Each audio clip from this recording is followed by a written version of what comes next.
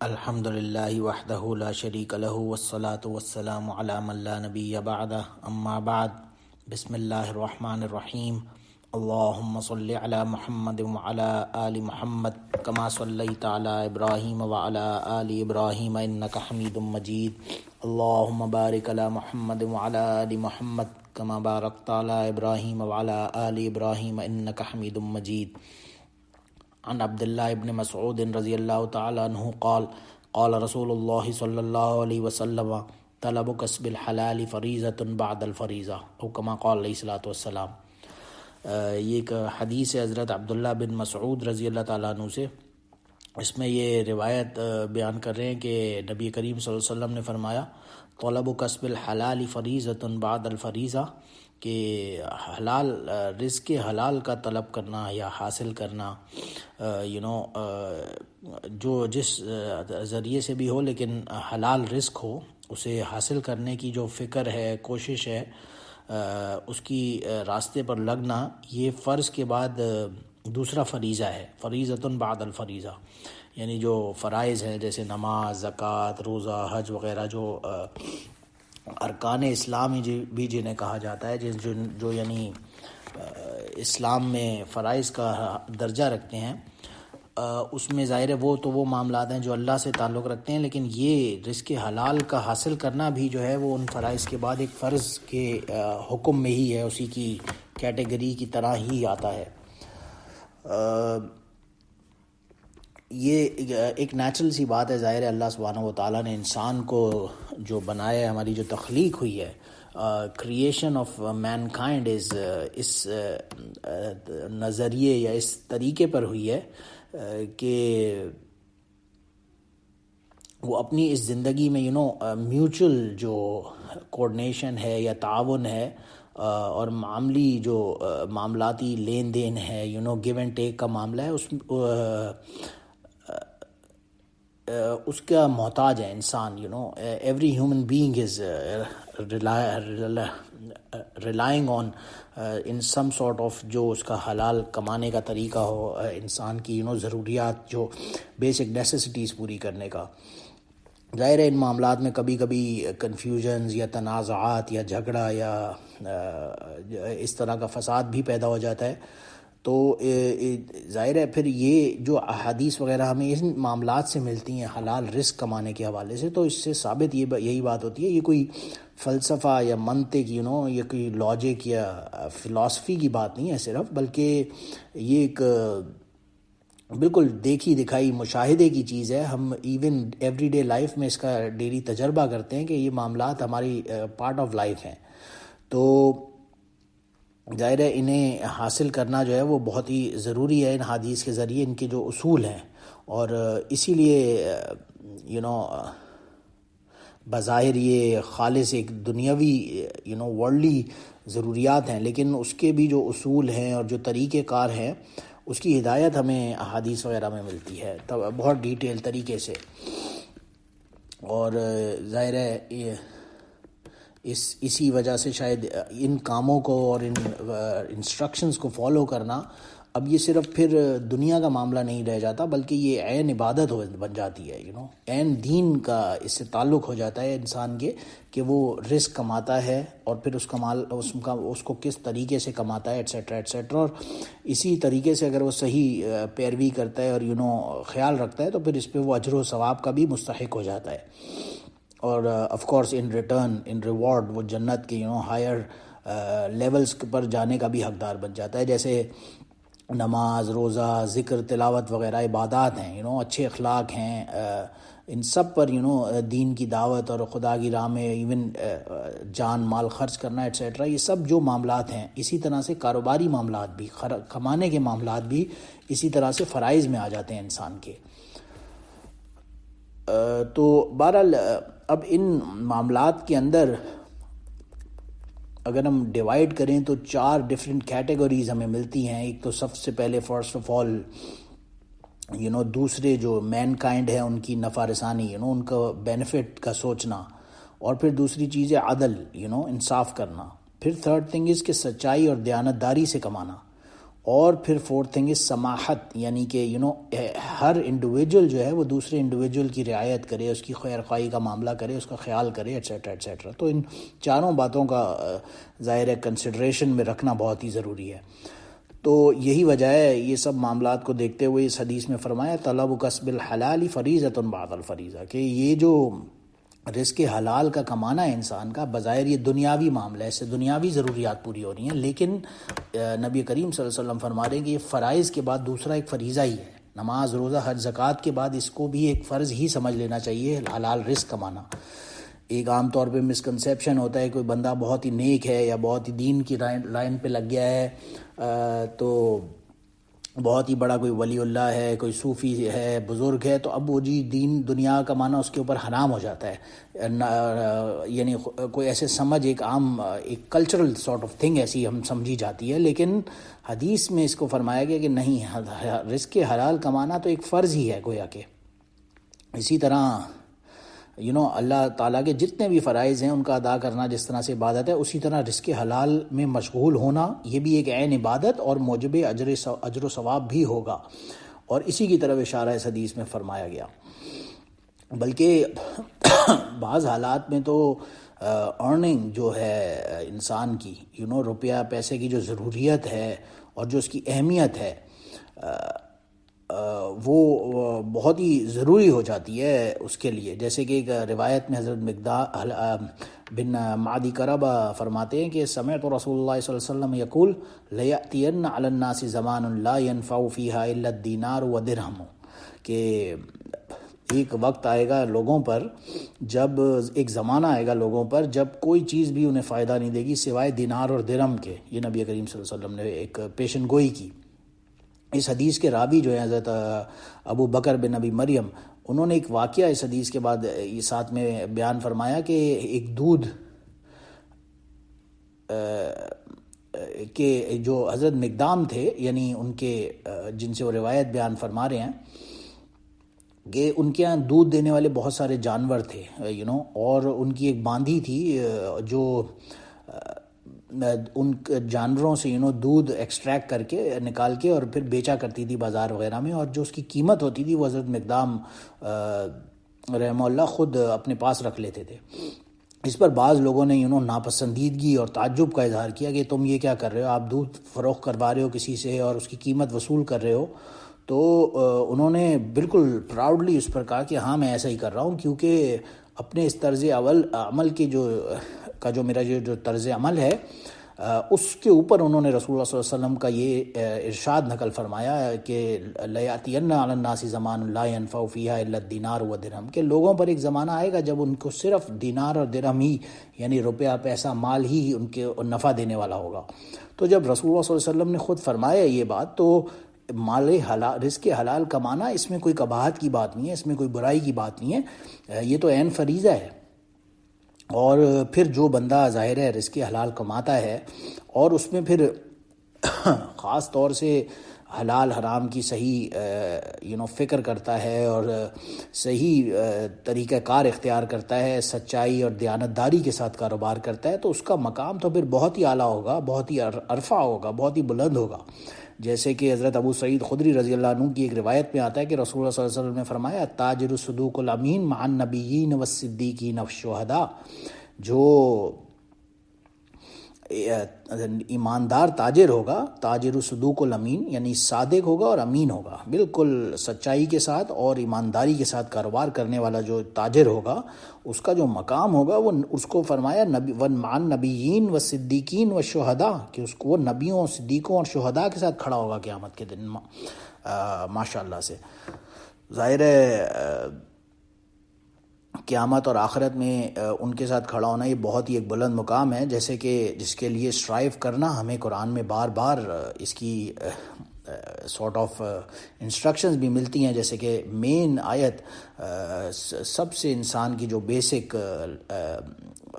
Most important سورہ ہے قرآن کی، جو سورہ فاتحہ کے اندر ہم پڑھتے ہیں، جس میں ایک دعا ہم مانگتے ہیں اللہ سے every day 5 times a day at least in our prayers in every رکعت، اور وہ یہی ہے کہ اہدنا الصراط المستقیم، کہ ہمیں سیدھے راستے پر، صراط مستقیم پر چلا. اور وہ صراط مستقیم کیا ہے یہ اللہ نے خود ہی بتا دیا، صراط الذین انعمت علیہم، جن پہ اللہ نے انعام کیا۔ اور یہ انعام یافتہ ہونے کا جو معیار بتایا، جو سٹینڈرڈ سیٹ کیا، وہ کیا تھا؟ وَمَن یُطِعِ اللَّهَ وَرَسُولَهُ، جو اللہ اور اس کے رسول کی اطاعت کرے گا، فَأُولَٰئِکَ مَعَ الَّذِينَ أَنْعَمَ اللَّهُ عَلَيْهِم مِّنَ النَّبِيِّينَ وَالصِّدِّيقِينَ وَالشُّهَدَاءِ وَالصَّالِحِينَ، کہ جو انعام یافتہ اللہ کے لوگ ہیں ان کے ساتھ وہ ہوگا، وہ بندہ ان کے ساتھ رہنا چاہتا ہوگا، پسند کرتا ہوگا۔ اور اسی لیے اس حدیث میں بھی فرمایا کہ جو ایک طریقہ بتایا ان کے ساتھ کھڑے ہونے کا، وہ کیا تھا کہ ایمانداری اور سچائی اور دیانتداری کے ساتھ کاروبار کرنا، یہ بھی ان کا قرب پانے کا اور قیامت کے دن ان کا مقام، ان کے سٹینڈرڈ پہ آنے کا، ان کے ساتھ کھڑے ہونے کا ایک طریقہ، ذریعہ بتا دیا ہمیں ایمانداری کے ساتھ کاروبار کرنا۔ اب بظاہر یہ ایسے دیکھنے کی بات ہے کہ کاروبار کر رہا ہے انسان اپنے لیے، لیکن اگر وہ ایمانداری سے اور سچائی سے کر رہا ہے تو وہ ایک عین عبادت ہے، اس سے اللہ اس کا مقام بہت ہی بلند فرما دیں گے۔ ظاہر ہے آف کورس یہ کوئی آسان کام بھی نہیں ہے کہنے کے لیے۔ اب ایوری ڈے لائف کے اندر جب بندہ بزنس پہ جاتا ہے، اس کے سامنے بہت ساری ایسی اپرچونیٹیز آتی ہیں، بہت سارے ایسے مواقع آتے ہیں جہاں پہ اسے باؤنڈریز جو ہیں اس کو کراس کرنے پر بہت زیادہ بظاہر دنیاوی اجر و ثواب بھی نظر آتا ہے، لیکن اگر وہ اسے چھوڑتا ہے اور اللہ اور اس کے رسول کی اطاعت کرتا ہے اور جو کوئی رولز اینڈ ریگولیشنز ہیں شریعت کی، ان کی پیروی کرنے کی کوشش کرتا ہے، تو وہ یقیناً بہت ہی بلند مقام پانے والے بندوں میں شامل ہو سکتا ہے۔ اور ظاہر ہے پھر اس کے علاوہ جو حلال کمانات کاروبار کرنا، اس کے علاوہ بھی جو دستکاری ہے، جو صنعت ہے، محنت مزدوری کی ہے، اپنی فضیلت ہے، وہ بھی ہمیں بار بار احادیث میں ملتی ہے۔ جیسے روایت میں آتا ہے ما اکل احد طعاما قط خیرا من ان یاکل من عمل یدیہ وان نبی اللہ داؤد علیہ السلام کان یاکل من عمل یدیہ، کہ سب سے جو بہترین عمل ہے انسان کے لیے کرنے کا، جس سے بھی وہ اپنے کھانے پینے وغیرہ کی جو ضروریات پوری کرتا ہے، وہ سب سے اس میں بہترین عمل یہ ہے کہ وہ اپنے ہاتھ کی کمائی کھائے۔ جیسے کہ حدیث میں مثال پیش کی نبی داؤد علیہ السلام کی، کہ وہ بھی اپنے ہاتھ کی کمائی کھاتے تھے، محنت مزدوری کرتے تھے۔ ظاہر ہے ان کے بارے میں قرآن میں فیمس آتا ہے، وہ اپنے ہاتھوں سے سٹیل وغیرہ جو کی زرہ بناتے تھے، آرمرز وغیرہ بناتے تھے۔ اور یہی وجہ ایک دوسری حدیث میں بھی جب پوچھا گیا کہ کسی نے پوچھا یا رسول اللہ ای الکسب اطیب، سب سے پاک یعنی کمائی کون سی ہے، سب سے اچھی کمائی کون سی ہے، تو اس پر فرمایا عمل الرجل بیدی وکل بیع مبرور، کہ جو بھی آدمی کے اپنے ہاتھ سے کیا ہوا کام ہے اور جو وہ تجارت جو پاک بازی کے ساتھ کی ہو، یعنی حلال کا خیال رکھتے ہوئے کی ہو، وہ سب سے زیادہ پاک ہے، یعنی اللہ کے نزدیک مبرور ہے، قبولیت والی ہے۔ اور اس میں بھی پھر خصوصی شعبوں کے حوالے سے جو زراعت ہے، باغبانی ہے، اس کا ایک ظاہر ہے اپنا مقام ہے، کیونکہ وہ زمانے میں بھی کی جاتی تھی اور آج کے زمانے میں بھی اسے خاص اہمیت حاصل رہے گی، کیونکہ جو انسان بوتا ہے، جیسے کہ ایک روایت سے پتہ چلتا ہے ما من مؤمن یغرس غرسا او یزرع زرعا فیاکل منها طیر او انسان او بہیمۃ الا کان له صدقہ، کہ جو انسان جب کچھ کھیتی باڑی وغیرہ کرتا ہے اور کوئی گھاس ہی اگا دی، کوئی کھیتی باڑی کی، زراعت کی، پھر اس میں سے جب کوئی پرندہ، انسان، جانور کچھ بھی جو کوئی کھاتا پیتا ہے، اس کے رزق کا اس سے بندوبست ہوتا ہے، تو یہ گویا کہ اس انسان کے لیے صدقہ بن جاتا ہے۔ تو ظاہر ہے اس کی ایک اپنی اہمیت اور اپنی ایک فضیلت ڈیفینیٹلی اپنی جگہ پہ موجود رہتی ہے۔ تو ایسے شعبے اختیار کرنے میں انسان کو اگر اپرچونٹی ملتی ہے تو اس سے بالکل گریز کرنے کی نہیں کرنا چاہیے۔ اور جو جائز پھر حلال مال کمایا ہوا ہے، اسے اپنے لیے کوئی کوئی اس میں شرم کی بات نہیں ہے، کوئی امبیرس ہونے کی بات نہیں ہے، یہ تو اللہ کی طرف سے ایک دین ہے اگر کسی بندے نے نیک اور حلال طریقے سے کمایا ہے۔ کیونکہ ایک واقعے سے ہمیں پتہ چلتا ہے، حضرت عمر بن عاص رضی اللہ عنہ نے ایک دفعہ نبی کریم صلی اللہ علیہ وسلم سے فرمایا کہ اريد ان ابسك على جيش فليمسك الله وينعمك ويصغر لك من المال رغبة، کہ حضرت عمر بن عاص رضی اللہ عنہ کو ایک دفعہ رسول اللہ صلی اللہ علیہ وسلم نے فرمایا کہ میرا ارادہ ہے کہ تم کو ایک لشکر کا امیر بنا کر بھیجوں، پھر تم اللہ کے فضل سے صحیح سلامت لوٹو اور تم کو مال غنیمت حاصل ہو اور اللہ کی طرف سے تمہیں بہت ہی اچھا مال ملے۔ اس پر حضرت عمر رضی اللہ عنہ نے عرض کیا یا رسول اللہ، میں نے اسلام مال دولت کے لیے نہیں قبول کیا تھا، بلکہ میں نے اسلام رغبت اور آپ کی صحبت پانے کے لیے اور اس لیے حاصل کیا تھا، میں نے کوئی معاشی اس سے فائدہ حاصل کرنے کے لیے اسلام قبول نہیں کیا تھا۔ اس پر نبی کریم صلی اللہ علیہ وسلم نے فرمایا، اے عمر، اللہ کے جو نیک بندے ہیں ان کے لیے جائز پاکیزہ مال حاصل کرنا جو ہے یہ دولت بہت ہی اچھی ہے۔ جو نیک لوگ ہوتے ہیں ان کو اگر دولت مل رہی ہے تو یہ اچھی بات ہے، اس میں کوئی برائی کی بات نہیں ہے۔ اور یہی ہسٹوریکلی بھی ہمیں دیکھا گیا ہے، حضرت داؤد علیہ السلام تھے، حضرت سلیمان علیہ السلام، حضرت ایوب علیہ السلام، یوسف علیہ السلام، ان کی بڑی بڑی پوری بادشاہتیں اور حکومتیں قائم تھیں۔ اور صرف انبیاء کا تو چلے معاملہ کچھ اور ہو سکتا ہے، لیکن نبیوں میں بھی صحابہ کرام کے دور میں حضرت عثمان، حضرت عبد الرحمن بن عوف، حضرت زبیر بن عوام رضی اللہ تعالیٰ عنہم، ان سب کے لیے ان کی دولت، ان کے مال کے انبار جو لگے ہوئے تھے وہ ان کے لیے نعمت تھی۔ اسی لیے اس حدیث میں فرمایا کہ نعم المال الصالح للمرء الصالح،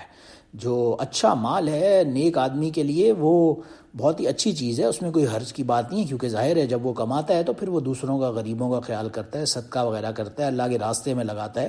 تو یہ اچھی چیز ہے، اس سے میں کوئی قباحت کی بات نہیں ہے کہ میں مال کمانے پہ لگ جاؤں، اسی لیے اسے ایک فرض قرار دیا گیا، اور اس کی بے تحاشا ایمپل ہمیں فضائل نظر آتے ہیں نا حدیث وغیرہ میں جب ہم غور کرتے ہیں۔ لیکن ظاہر ہے اس میں مالی معاملات میں ان کی ایک اپنی نزاکت اور اہمیت کا خیال ضرور رکھنا چاہیے، کیونکہ قیامت کے دن ظاہر ہے جو سوال ہوگا، جیسے کہ عبداللہ بن مسعود رضی اللہ عنہ کی ایک روایت میں آتا ہے، لا تزول قدم ابن آدم یوم القیامت حتی یسأل عن خمس، ابن آدم جو ہوگا قیامت کے دن انسان کے قدم نہیں آگے بڑھیں گے جب تک کہ اس سے 5 سوال نہ کر لیے جائیں۔ سب سے پہلا سوال انسان سے ہوگا، ان عمرہ فیما افناہ، کہ تم نے اپنی عمر جو تھی، یہ اپنی جو لائف ہے یہ کہاں گزاری، ون شبابہ فیما ابلاہ، اور پھر خاص طور سے جوانی کے بارے میں، کیونکہ جوانی میں انسان کا اسٹرینتھ ہوتی ہے، فزیکلی ایکٹیو ہوتا ہے، باڈی میں پاور ہوتی ہے، انرجی ہوتی ہے، اور وہ کس فضول کاموں میں تو خرچ نہیں کی، اس کے بارے میں خصوصی سوال ہوگا۔ اور پھر تھرڈ سوال، وَعَنْ مَالِهِ مِنْ أَيْنَ اكْتَسَبَهُ وَفِيهَا أَنْفَقَهُ وَمَاذَا عَمِلَ فِيمَا عَلِمَ، کہ چوتھا سوال جو ہوگا مال کے بارے میں کہ کہاں سے کمایا اور کہاں خرچ کیا، دونوں اس کے اوپر سوال ہوں گے۔ اور پھر فائنلی جو آخری 5واں سوال کہ جو کچھ بھی تمہیں معلوم تھا اس پر کتنا عمل کیا، جتنی میسج اللہ کا پہنچا تم تک وہ اس پہ عمل کتنا تھا، اس کے بارے میں بھی سوال ہوگا۔ تو یہ 5 سوال کے بغیر انسان آگے نہیں بڑھ سکے گا، اس لیے اس حلال کمانے کا بہت ہی ایک امپورٹنس اور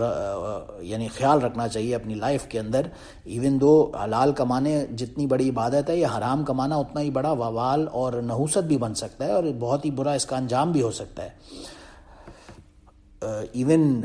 حرام مال جو ہوگا اس کے بارے میں ایک روایت میں آتا ہے کہ لا یکسب عبد مال حرام فلیصدق منه فیقبل منه فیبارک له فیہا ولا یترک خلف ظہرہ الا کان زادہ الی النار، کہ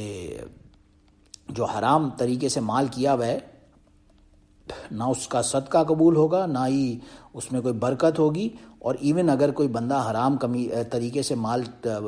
کما کر اب وہ چھوڑ کر مر گیا تو جو اس کی وراثت میں بھی جو اس کے حصے دار ہوں گے، جو وارثوں کو اس کا وہ مال ملے گا، وہ بھی کوئی سارٹ آف صدقہ نہیں ہوگا، کیونکہ وراثت میں چھوڑے ہوئے مال کو تو ایون دو صدقہ کہا گیا ہے، اور بہت بڑا اس کا اپنا مقام ہے جو انسان چھوڑ کے جاتا ہے اپنے وارثوں کے لیے۔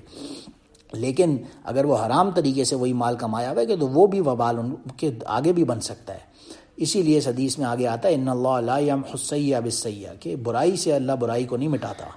برائی مٹتی ہے نیکی سے۔ تو اس لیے برا مال اگر حرام طریقے سے کمایا ہوا ہے وہ چھوڑ کر چلا گیا تو وہ صدقہ بھی ہے تو وہ اس کی کوئی قبولیت نہیں ہے۔ جس طرح گندا پانی ہے، ناپاک پانی ہے، اس سے اگر کوئی بندہ کسی کا کپڑا ہے وہ گندا ہو گیا، ناپاک ہو گیا، اب وہ گندے پانی سے اگر کیچڑ کے یا کسی گٹر کے پانی سے اس کو دھونے کی کوشش کرتا ہے تو وہ پاک نہیں ہوگا، وہ صاف نہیں ہوگا، وہ اتنا ہی گندا ہو جائے گا کپڑا۔ اور تو یہی مثال حرام کمائے ہوئے مال کی بھی ہے کہ مال کمایا جائے تو وہ حلال طریقے سے کمایا گیا، اس میں خصوصی اس بات کی فکر رکھی جائے اور اللہ سے ڈرا جائے۔ اسی لیے بار بار آتا ہے نبیوں انبیاء اور رسول سے بھی فرمایا کلوا من الطیبات، اور ایمان والوں سے بھی اللہ سبحانہ و تعالیٰ نے بالکل کیٹیگورکلی اسی لیے فرمایا تھا کہ تم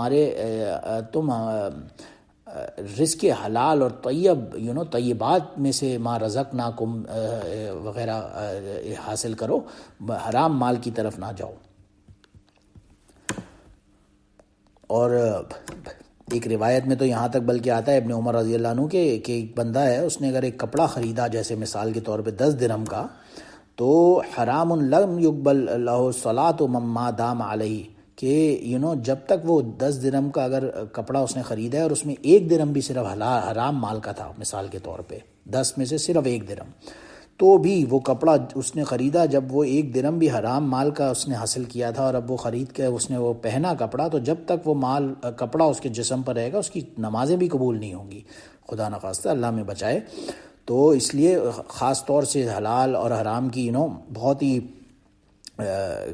فکر رکھنی چاہیے، کیونکہ ایک حدیث میں یہاں تک آتا ہے لا يدخل الجنۃ لحم نبت من السحت وكل لحم نبت من السحت كانت النار اولى به، کہ یہ جو حرام مال سے کمایا ہوا جو ہماری باڈی ہے، جسم ہے، جو حرام مال کا عادی اگر ہے اور اس کے اوپر ہی اپنا گزر و بسر کر رہا ہے، کھا پی رہا ہے، حرام کما رہا ہے، حرام کھا رہا ہے، اب وہ اس باڈی کے اندر جو وہ حرام کمایا ہوا مال سے اپنے آپ کو ایون بینیفٹ دے رہا ہے، تو وہ باڈی کا جو گوشت پوسٹ ہماری انرجی بن رہی ہے، وہ اس کا ٹھکانہ صرف اور صرف آگ ہی خدا نخواستہ ہو سکتی ہے قیامت کے دن، تو اس سے بچنا چاہیے۔ آج کے حالات میں تو ظاہر ہے کیا حلال ہے کیا حرام ہے، جیسے وہ حدیث پاک میں آتا ہے کہ ایک وقت آئے گا جب بندہ سود کھا رہا ہوگا، اور جو نہیں بھی کھانا چاہے گا اس تک بھی سود کا دھواں پہنچے گا۔ تو جو ہم آج کے بینکنگ سسٹم میں اور جو ماڈرن ویسٹرن سویلائزیشن کے نام پر جو اکنامک ایک سوسائٹی کریٹ ہو چکی ہے، اس کے اندر تو ایسا پاسبل ہی نہیں ہے کوئی بندہ 100% پیور حلال مال کے اوپر ہی چل رہا ہو، کہیں نہ کہیں سے گھوم پھر کے اس کو وہ سود کا دھواں پہنچے گا ہی پہنچے گا۔ اور یہی وجہ ہے غالباً کہ حضرت ابو ہریرہ رضی اللہ عنہ کی روایت میں نبی کریم صلی اللہ علیہ وسلم نے ایک پیشن گوئی فرمائی تھی، یأتی علی الناس زمان لا یبالی المرء ما احد منہ من الحلال ام من الحرام، کہ ایک وقت آئے گا لوگوں پر جب ان سے آدمی کو یہ فکر ہی نہیں ہوگی کہ وہ جو کما رہا ہے وہ حلال ہے یا حرام ہے۔ آج وہ وقت ہم اپنے سامنے دیکھتے ہیں کہ بس مال کمایا جائے، جیسا بھی ہے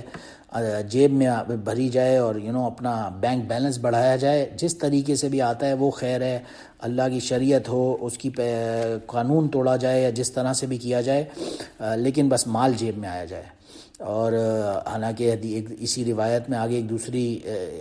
اس کا بھی ذکر آتا ہے کہ ایسے لوگوں کی تو دعائیں تک قبول نہیں ہوں گی جو حلال حرام کی تمیز نہیں کرتا۔ گویا حلال اور حرام کی تمیز نہ کرنا یہ ایک روح ایمانی کی گویا کہ موت ہے۔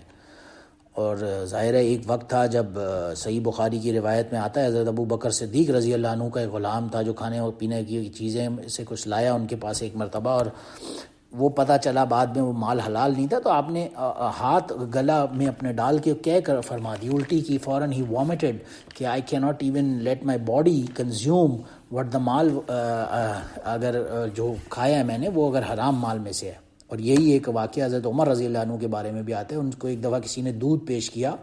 اور جب بعد میں انہیں پتہ چلا کہ یہ تو کوئی زکوٰۃ کا مال تھا، اونٹوں وغیرہ کا، کئی جانوروں کا، اس میں سے دودھ نکالا گیا ہے، انہوں نے فوراً گلے میں انگلی ڈال کر کیک فرما دی اور وامٹ کیا کہ میرے پیٹ میں ایسا حرام مال جو ہے کسی اور کا حق ہے جو وہ نہ جائے، کہ کہیں میری باڈی کا کوئی جو گوشت کا ٹکڑا ہے، کوئی باڈی کی جو انرجی ہے وہ اس کے اوپر بلڈ اپ نہ ہو جائے، کیونکہ اس کے بارے میں تو یہی فرمایا تھا الا کانت النار، کہ یہ تو آگ کا ٹھکانہ ہے۔ اور پھر اب عام طور پر یہ بھی کنفیوژن ہو جاتا ہے، اچھا جی اب ہم حلال کمانے کی فکر میں تو لگیں، لیکن حلال ہے کیا یا حرام ہے کیا؟ اکثر کنفیوژن ہو جاتا ہے، یہ چیز حلال بھی ہے کہ نہیں ہے، یا یہ چیز حرام بھی ہے کہ نہیں ہے۔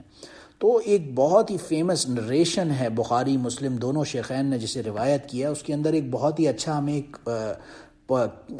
قانون، ایک گائیڈ لائن دے دی گئی۔ کیا فرمایا؟ جس کے بہت ہی فیمس حدیث ہے جس میں آتا ہے الحلال بین والحرام بین وما بینہما مشتبہات، کہ اللہ سبحانہ و تعالیٰ نے حلال بھی بیان کر دیا ہے اور حرام بھی بیان کر دیا ہے، جو کیٹیگورک چیزیں ہیں بالکل قرآن میں، جیسے فرمایا خون ہے یا سور کا گوشت ہے یا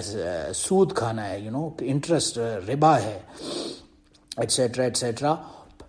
ان سب کے بارے میں تو کیٹیگوریکلی مثال کے طور پہ فرمایا یہ حرام ہے، اور پھر بہت ساری چیزیں حلال ہیں کھانے پینے کی، کلو من الطیبات جو پاک چیزیں ہیں، ویجیٹیبلز ہیں، فش ہے ایٹسیٹرا ایٹسیٹرا، یہ سب حلال ہیں کھانے کی چیزیں ہیں، گائے بکرا ایٹسیٹرا ایٹسیٹرا. تو یہ ان کے بارے میں سب کے بارے میں بار بار ہمیں روایات میں کیٹیگوریکلی بتا گیا. لیکن بہت سی ایسی چیزیں تھیں پھر جو درمیان میں مشتبہات میں آتی ہیں، جن کے بارے میں میجورٹی آف دا لوگ جو ہیں وہ علم نہیں رکھتے کہ یہ چیز پتہ نہیں حلال بھی ہے کہ حرام بھی ہے. اسی طرح کاروبار میں جاتے ہیں جی اپنی محنت سے مزدوری سے کما کے کھایا تو ڈیفینیٹلی حلال چیز ہے. کاروبار کے اندر بالکل کیٹیگوریکلی اگر ایک چیز اتنے میں خریدی روپے میں بازار سے جا کے اور پھر آگے جا کے وہ صحیح بالکل سمپل طریقے سے بیچی تو وہ حلال ہے. لیکن کوئی ایسی ٹرانزیکشن ہے جو حرام ہے، جس کے اوپر سود ہے، یعنی آپ نے پیسہ لیا کسی کو ادھار دے دیا کہ یہ 100 روپے تم مجھ سے لے لو، اس کے اوپر مجھے ہر مہینے 100 روپے کے اوپر 10 روپے پروفٹ دیتے رہنا، تو یہ سود ہے، یہ حرام ہے. کیٹیگوریکلی ہمیں پتہ ہے اس بات کا. اب یہ چیزیں تو حلال یا حرام تو کیٹیگوریکلی اللہ نے بیان کر دی، لیکن جو بعض چیزیں ایسی ہیں پھر جو مشتبہات میں آتی ہیں، جن کے بارے میں میجورٹی لوگوں کو سمجھ نہیں آتی کہ یہ حلال بھی ہے حرام ہے کیا ہے، ان کے بارے میں فرمایا فمن اتقى الشبہات استبرأ لدینہ وعرضہ. جس نے اپنے آپ کو ان شبہات سے، مشتبہ چیزوں سے، ڈاؤٹ فل چیزوں سے بچا لیا، اس نے اپنا دین بھی بچا لیا، اپنی دنیا بھی بچا لی، اپنا سامان سب کچھ بچا لیا. اور جو اس شبہات کے چکر میں پڑے گا، مشتبہات میں پڑا، تو گویا کہ وہ پھر ایک ٹائم آئے گا کہ وہ حرام مال میں ہی پڑ جائے گا. اور ایک اس کے آگے نبی کریم صلی اللہ علیہ وسلم نے ایک چرواہے کی مثال دی کہ اب وہ اپنے بھیڑ بکریاں ہے، جو بھی اس کا ہرڈ ہے اینیملز کا، اس کو وہ چروا رہا ہے، اور وہ کسی دوسرے کی پراپرٹی کے بالکل قریب چروا رہا ہے. تو بالکل اٹ از ویری پاسبل کہ جو اس کی ہرڈ ہے، جو اس کے جانور ہیں، وہ دوسرے کی پراپرٹی میں انٹر ہو کے اس کا مال کھانے کی شروع کر دیں.